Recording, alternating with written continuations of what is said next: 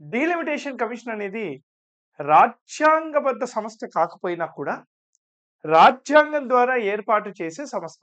President of India article 82, article 170 ప్రకారంగా delimitation commission ఏర్పాటు చేస్తారు. డీలిమిటేషన్ కమిషను చాలా సార్లు న్యూస్‌లో కూడా ఉంది. ఇది కొద్దిగా చాలా important because of 106th constitution amendment act గాని, 84వ రాజ్యాంగ సవరణ చట్టం గాని, 42వ రాజ్యాంగ సవరణ చట్టం గాని, అంటే ఈ రాజ్యాంగ సవరణ చట్టాల వల్ల న్యూస్‌లో ఉంది. అదే విధంగా రీసెంట్‌గా Jammu and Kashmir delimitation commission ఏశారు.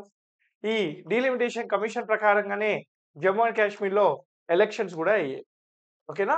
అసలు ఈ డీలిమిటేషన్ కమిషన్ అంటే ఏంటి? ఈ డీలిమిటేషన్ కమిషన్ అనేది ఎవరు ఏర్పాటు చేస్తారు? డీలిమిటేషన్ కమిషన్ చేసే పనులేంటి? మరి డీలిమిటేషన్ కమిషన్‌కి ఉన్న అధికారాలేంటి?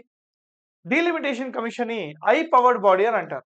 It is called I powered body.